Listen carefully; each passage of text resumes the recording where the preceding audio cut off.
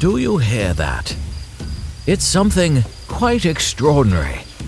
If you pay attention and listen closely, you'll hear the stories of senior executives transforming brands and the experiences of real people in their natural habitat with those very same brands.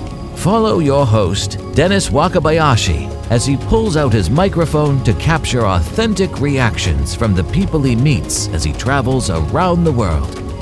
These are unrehearsed, unsponsored, and real conversations about CX that you won't find anywhere else. This is CX in the Wild.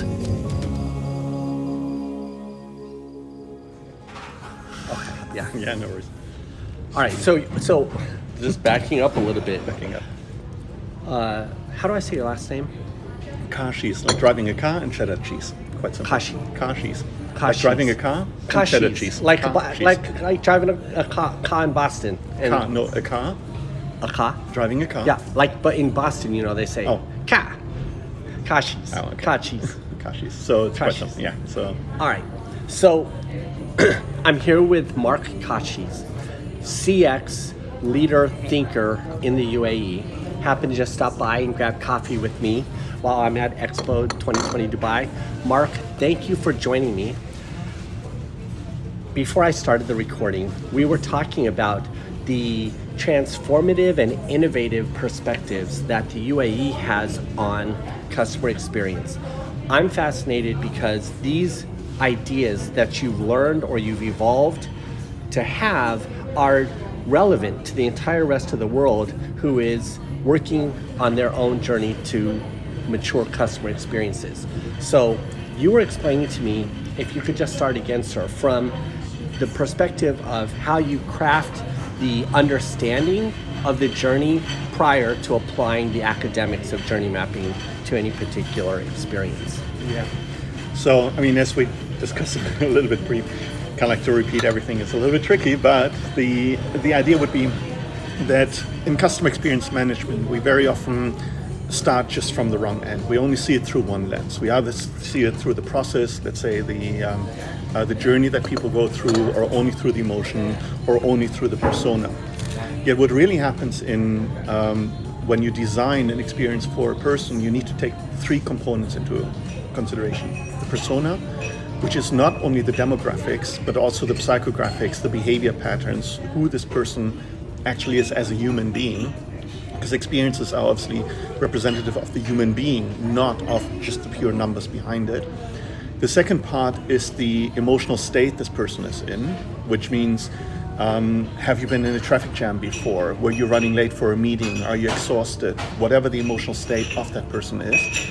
And the third one is the situation that this person is in. So that takes into consideration, are you rushing into a mall? Are you having trouble with your parking? Are you time pressed? What is the situation itself that the customer is facing? All three of them have equal influence on the actual delivery of the experience that you would have. You can have the most wonderful understanding of who that person is, yet when you want this person to experience in a certain way, what we call the target experience, you need to take into consideration, okay, have I really looked into the end-to-end what this person is going through or wants to go through in order to get to that particular experience that is under your control. Most in customer experience management is outside the control of the organization. We cannot control how the traffic is. We cannot control, what the family situation is, whether that person went out the night before or is tired or just comes back sweaty from the gym. We cannot control what that person is in. But we can anticipate to some extent what is the most likely situation this person will engage with us, and therefore ease all those three entry points, or actually the two entry points, the emotional state and the situation that the person is in, to help them accomplish the experience that they're really looking for. I think that's a fundamental different approach to designing customer experiences. It's fascinating. It's a little bit more empathetic. Ironically, it's more empathetic, and we try to start with empathy in all aspects of customer experience. Do you feel like this is your point of view is something that's unique to the United Arab Emirates, or do you think it's something that's starting to become more commonplace amongst everywhere in the world? I think, you have a world perspective. What is your perception? Is it should everybody already know this, or is this something new people need to know that's happening? Well, you see, the funny thing is customer experience is around since early humankind, because bottom line, customer experience is the emotion or the feeling that a person has, a human has, when faced with a situation. So customer experience itself is the emotional reaction. That's all in the head of the person, and that's around since human beings have had. Now, the experience management behind it has always been there as well, because salespeople were always trying to put the consumer or a potential buyer into a good situation or in a good mood to convince them to buy from them and not from the competition. Why should I buy an apple from you versus an apple from the stall next door? And that's where branding, marketing, sales literally came up. And that's why customer experience management is so intrinsically linked in our minds to sales and marketing and branding. But customer experience management goes beyond that, because it's not only how you deal in the actual sales situation, it's also, is the organization set up and capable to even deliver against that. So there comes quality management, there comes operations management, there comes service management in the back end. So what we're really talking here is the capacities, capabilities, the culture, the internal strategy, the leadership support, the employee situation, everyone that is in the background. And only if those two things come together, not only the promise to the customer, the branding, marketing, and sales and direct interaction with the customer, but also the back-end system that supports those two things. Only when those two things come together, we're actually managing the environment to achieve an outcome experience. So I'm probably a little bit, kind of like nerdy in that regard, that I say customer experience, we're not doing customer experience. The customer does customer experience. It's always in his head. What we do is we manage the environment for a target experience. So when we talk about CX and we throw out those words, it's always customer experience management that we're really talking about, not the customer experience. Because we cannot control, we can do the best and consistent in whatever we want to do. The customer in his own mind will have a very subjective view on whether it worked or not. Now, in regards to is the world understanding this, or is it only in this region? Sorry for the long introduction on this. I mean, bottom line, UAE had early settlements in here, but this is around everywhere in the world forever. So that ultimately means that in reality, everyone in the world intrinsically knows this, because we're all human beings. Everyone that has a certain level of emotion, a certain level of feeling, a certain level of empathy will fully understand that there's more to it than just VOC or NPS or kind of any of those kind of like tools that we have at hand, but rather that it's really about the end result, the feeling we trigger in a human being. So everyone knows that. However, there are certain, let's say, macro personas or cultural influencers. So for example, in the US, a lot of people are very happy as long as there's a smile behind it, and it's a very homogeneous group in reality of personas in the US, where you can win a customer over with a nice smile and a friendly welcome. In Central Europe, you have to have a lot, I'm German, and especially Northern Germans, they don't necessarily care about the smile, they care about knowledge, they care about efficiency, they care about other aspects behind it. So there are different determinants that actually influence the outcome, the feeling that I have. When I lived in the US, it's nice that I'm greeted with a nice smile, but if the service is not achieving the outcome, or is totally inefficient, or the people just have no clue what they're talking about, I'm still disappointed, even though everything is following the script, everything is following what customer experience management the company actually says. So around the world, what you usually have is very distinct cultural groups of people. In the US and Europe and Asia, there's certain cultural determinants that people have. What is different about the UAE specifically is that all those cultures come together. So you cannot just do customer experience for Indians, you cannot just do it for Emiratis, you cannot just do it for Americans, you cannot just do it for Australians. You need to actually understand what are the predominant determinants and then either try to be everything for everyone, or say we specifically are good in providing the management and the environment and the surrounding for a subgroup, a certain sub-persona group behind it, and then try to become better for that. So when you look at the top organizations out here, most of them have either specialized for some target group and became very, very good on that, or they have been able to strike the balance to say, we all come together in this huge combination of cultures. I mean, what is 195, 197 different nationalities living in Dubai, that we actually try to be everything for everyone.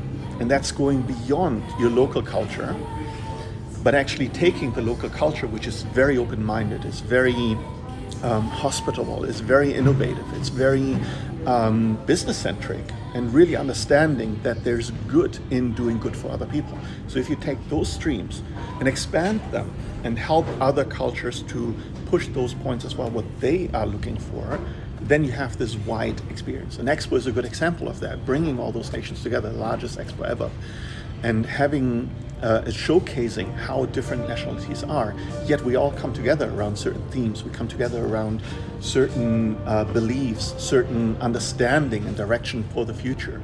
That's just what I think puts this region apart. The open-mindedness, the capability, of course the funding, but the ability to think beyond and being willing to take that into consideration. Everything you said has been absolutely fascinating to me. Thank you for the perspectives of a wide perspective of all of humanity and its context and customer experience, and how now certain factors apply to create the new of CX understanding or sophistication. Can you tell me a little bit about your background? Obviously, when you were a young lad, you were not this sophisticated about CX, but you followed a career path that has led you to this understanding. What was your career path? Yeah, so I think in CX there is no career path per se. Like if you look at finance, you become a CFO by going through being a junior accountant, senior accounting, you do accounting studies. There's no such thing out there yet as a real industry or a real profession. So everyone in CX is different, and my background at that one, I started off initially in banking, arguably one of the worst places to be when it comes to customer experience management and service management. But so I started off in branch banking in Citibank way back in the mid-90s or early 90s. Then moved on to the US, worked in operations, IT, information security, problem resolution, but most importantly, quality management. And what was great there was that the manager that I had, or literally my mentor, was a very strong believer into total quality management, which in effect is the essence or the core of customer experience management, because it takes a cultural, human-centric approach to making sure that the organization is fully aligned. From there, I went on back to Germany, worked in risk, operational risk, in quality management again for the credit card businesses out of Europe. Moved then on to Diners Club in Europe, managing the operations and IT for 9 countries for Citibank. But the core essence of understanding all the different fields in the back office or the back end of an organization, and how that influences how the front lines will ultimately be able to service that. Let it be the contact centers, let it be the back office processing, the account onboarding, the IT infrastructure, whatever it is. I saw from multiple different areas how they influence the front end.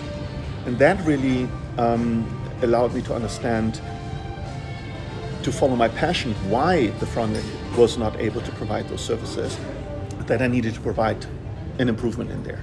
So I went through Six Sigma Black Belt from ASQ, I'm Lean certified, I'm ISO 9000 lead auditor, I'm a TQM certified manager by ASQ, but and balanced scorecard strategy management, so all those back-end systems. Yet my passion really lied in in behavioral economics. So when I started in my university process, it was really to understand what is the psychology behind it. That it's not all about like the Homo economicus that takes always like structured decisions only based on what is the most efficient outcome. Human beings don't act like that. So it's really the behavioral and the psychology part behind it. So merging those two, I was lucky enough to come in 2010 to the UAE and working with the largest banking group at that time over here, Emirates Emedi, and help them to redefine what their customer service was and helping them to overcome service issues that came out of a large merger that they recently had with two completely different cultures. And really taking now the back end and understanding where the preventive aspects, the quality issues, the inconsistencies in the organization lie, but how that then can be changed to build a target experience for the customer, the target direction. That was probably what crystallized out. Then when I left Emirates Emedi, I started my own firm, and now I'm doing consultancy across different entities, across different industries, whether it is governmental, private sector, small, large companies. It doesn't matter, because in the end, the fundamental principles behind it are always the same. Why? Because we always have a customer at the end. So when I get asked, for example, yeah, but you don't have, let's say, telco experience or, healthcare experience. No, but I've worked with your customer already 5 times before in banking, in insurance, in, airline or whatever. So you worked with your customer once, I worked with them 5 times. So who's better here in understanding what the whole meta universe of this particular customer really looks like? This is just a shameless plug, but I'm certain there are a number of listeners out there who just want to jump right to, what is the name of your consultancy and how do people get in touch with you? Yeah, it's KCA Consultants. It's a very small boutique firm out of Dubai, but easiest is probably look me up on LinkedIn, send me a message, check us out on there. And it's always the question is like, you hear someone on the podcast or you hear ideas coming out, but you want to see that there's actually credibility or whatnot behind it. Check it out, go in and contact me through LinkedIn. It's probably the easiest way. And spell your name for us. I know it's Marc. Yeah. Karschies. So it's M-A-R-C for the first name, Marc with a C, and the last name is K-A-R-S-C-H-I-E-S, as in Sam. All right, and they can find you on LinkedIn. So you've had a great career. Maybe great is the wrong word. You've had an elaborative career that has led to a lot of learning moments about customers, the meta of, I love saying that word since Facebook is all over it, the meta of customer experience. You're in the UAE. You've seen the expo happen, and obviously you're a fan and admirer of the expo and what it's done for Dubai and what it's done, I think, for setting the bar higher for emotional resonance during experiences globally.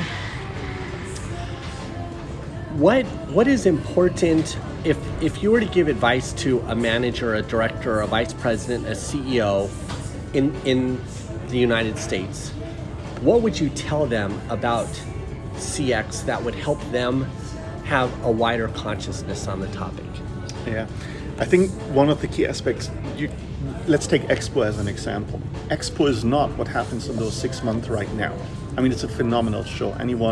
Its time is running out, only a couple of days left, but it's definitely worthwhile being here. And you have experienced that. You're probably showing in the videos on what is going on over here, but that's only the outcome. The work that is in here, the vision, the preparation for that is going on for years.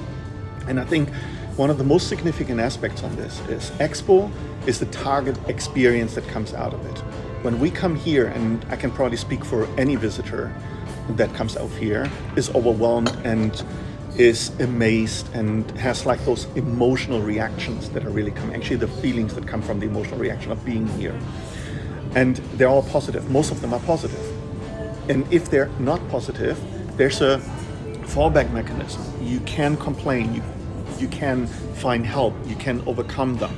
So number one, the great thing is when you build the great experiences, not all the experiences will be great, but you need to have a fallback mechanism that captures those where you learn from, but more importantly, you fix the individual issues. So that's the feedback loop, the voice of the customer, the listening in. But more important probably is the preparation aspect behind it, because a service interaction, and that's different between products and services. Products you can produce, you put them in a warehouse, and somewhere later on someone takes out of a cabinet a can of tomato soup and eats them. It's pretty much far apart. In a service interaction, the production and the experience or the consumption of that situation is happening at the same time in real time. So that means more needs to be done in preparation beforehand. You need to plan out who are the personas, what are the emotions, what are the situations, in order to come to the point of thinking all those different variants through and being able to build, therefore, your journeys, your processes, your back-end systems, and everything that is in there. So if you're a manager looking at customer experience management, it's not about a glossy PowerPoint presentation. It's not about winning an award. It's not about having like the one thing where you're like awesome and you do all your advertisement with. It's about the little details behind it. You can have, like in banking, the most sophisticated and awesome artificial unintelligent system answering your phone calls. If in the back-end system, it still takes 5 days to get your transaction processed, you have not achieved what the customer was really looking for. So anyone should understand, as we started off the discussion with, who are the personas that you truly want to service and why? Strategic intent. What are the situations that the customers are in when they're engaging with you? If someone takes out a loan, it's not because they have an abundance of money, it's they have actually a problem to be solved. Actually, any type of transaction when a customer deals with an organization is a problem to be solved. So you need to understand what those problems are and understand how those problems affect the persona. And the third one is the emotional state that they're in. If you're a healthcare provider or if you're an insurance company, the emotional state when someone calls in for a claim is not like have the problem of getting the money back from the hospital, but there is an emotion behind it of potential grief, potential worry about the future, potential insecurity of who they are. And I mean, there's some insurance companies in the US that are usually taken as examples. And when an emergency call comes in, it's not like, what's your insurance number, but are you okay? Do we need to call help for you? So to really understand who the customer is, what the situation, what the emotion is. So any manager that is in charge or has an influence, and that's technically everyone, on managing the environment for a better experience needs to understand who the customers are, what are the problems, what is in there, not budget driven or whatever, but really let's see first what we have, what are our capabilities, what can we do to reach that strategic target outcome. For senior managers or senior leaders in an organization, they can enable people to do that by having strategic intent. Being more specific is, who do we want to do business with? Not like everyone that walks and has $1 in their pocket, but rather who is really the target persona? What are the situations we want to help with? What are the problems that we want to address? And if they give that definition and why that is important and what we try to do with those customers and what emotions we want to have, they can actually influence their internal organization, speaking corporate culture, to do the right thing and align their workings towards the target outcome. And that's a strategic alignment of CX. And those strategic alignments, do they manifest, in your experience, in positive revenues, revenue growth?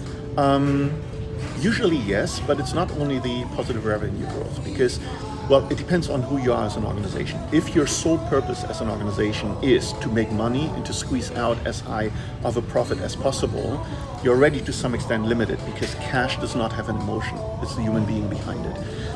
But if you're able to solve problems for customers in the right manner and the customers feel good about how you solve their problems, anyone will be willing to actually engage with you, because it's not about like the cash or the value proposition in itself. It's about, are you able to address my problem as a customer? I pay you to solve my problem, not for kind of like having a fancy brand or a fancy branch or outline or whatever it is. So if you do customer experience management right, customers will be more engaged and therefore trust you more. Because here's kind of like the funny thing, loyalty, for example. Loyalty is not a loyalty card or bonus points. Loyalty is actually the equivalent of trust. The loyalty card is actually a mechanism to make it cheaper for your customer. It's a rebate card, because any points that you get is ultimately giving you a financial equivalent benefit in the future or some sort, but that's not loyalty. Loyalty comes with when you as a customer trust the organization that they will continue delivering exactly how they promised.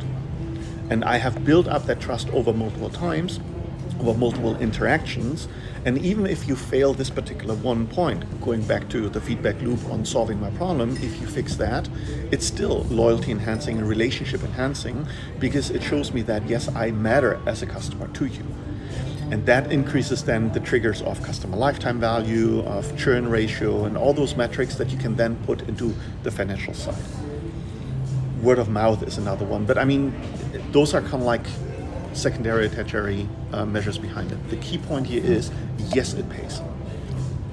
Is customer experience a worthy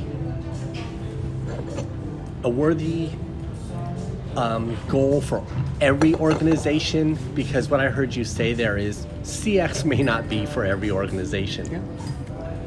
Yeah. It's not a matter of worthy or not worthy. The customer experience is always there because it's in the head of the customer. Again, I'm splitting the definitions out here, but CX is happening in the customer's mind. Even if we receive the worst service that could be possibly out there, we still have an emotion, so we still have an experience. It might not be a good one, but we have customer experience and emotional reaction to what has been done to us. Now, the CX management is a different story then. Is CX management worthwhile for all organizations? Well, if you're a commodities provider and you really, or you're a monopoly provider and the customer doesn't have a chance, you could potentially care less about what the customer's emotions are because he's dependent on that particular one. Now, is that who you want to be as an organization? It's a different story. Think of like pharma organizations that raise the price for certain pharmaceutical ailments or for medicines. You know, there's definitely a bad customer experience behind it, but those people state that they don't care. So the point here is, are they financially successful? Well, to some extent, yes. Is it an ongoing business model? Well, if they maintain that monopoly, they can maintain that. Is that what I would expect from a human being? Absolutely not. Now, when you look at some organizations, it really depends who you want to be there for as an organization. The branding, because branding is the representation of who you want to be and how you communicate out to the world who you think you are. So think of some of the low-cost airlines. Low-cost airlines have actually, like from my quality management background, when I give trainings in there, I usually say some of the most highest quality airlines are the low-cost airlines. They might be terrible from the experience that customers have with them, but they don't promise you a high, brilliant customer experience. They promise you a low price. So that means they're consistent with what they promise. So quality management is all about consistency. Give exactly what you gave and what you do. One of my controversial statements is, do not exceed customers' expectations, for example, because the moment you exceed, you set the bar higher for the experience. The customer knows you can do it, but if you're not able to consistently provide that going forward, you should not exceed the customer's expectation, or tell the customer, this is an exception, please next time understand we will revert back to what we initially agreed on. Why? Because if you consistently do the 105%, your business model is not working, and then later on you have a very, very disappointed customer because you need to scale back. And there's nothing worse than take something back from the customer that you initially did. So it's kind of like the intrinsic promise that you did by providing him the highest service. So for an organization, therefore, they can still exist and they can still make tons of money if they don't care about the customer experience in the back end. It's just a different business model, different brand positioning. However, if the organization claims or wants to be good for the customer and say, we want to have positive experiences, in order to do that, they first need to understand who is the customer, what is the situation, what is the emotional state that they're interacting with. Therefore, the target experience can be defined, and then actually do the things internally, whatever that might be, to accomplish that. So that the promise that they're giving through their branding or whatever it is actually fulfilled. Think Coca-Cola. First thing that comes to mind when you hear Coca-Cola as a branding is refreshing, young, summer, fun, any of those aspects. Now, I'm not sure if you ever drank a 30-degree or 35-degree hot Coke out of 1.5 liter Coke bottle that was open for like or half emptied, where there's no fizz in there, things like that. It's one of the most disgusting experiences you can probably have. So what can Coca-Cola do now to manage what is under their influence in order to achieve the targeted experience of refreshing and happiness and fun and so on? Is like put fridges into the supermarkets and have smaller bottles that you drink in one go. So the management away from 1.5 or 2 or 3 liter bottles to 0.5 or 0.3 liter bottles in a fridge environment that is branded, that gives you, again, when you walk through a supermarket or convenience store, here is what you have, the brand is in your face, it actually says what's in there. Now you experience exactly what the target experience is. You will not find that promise in the shelves in the supermarket where you have like 500 different soda bottles with 1.5 liters. That's not what the promise is there. So this is how you can manage your internal organization, the branding, the fulfillment of what you promise, so that the target experience can be achieved. Marc, fascinating discussion. I want to just thank you for letting me just hijack you and in the middle of Dubai randomly to be on in my podcast, CX in the Wild. It's been really fun. I'm going to publish this to the internet. We'll get some links to your website so people can have this discussion with you further. Thank you so much. Appreciate it. Thank you very much. And so, our time together in the wild has come to an end. To continue your journey with Dennis, connect on LinkedIn or find out more at teamwakabayashi.com. Join us next time as we continue to explore the world of CX in the wild.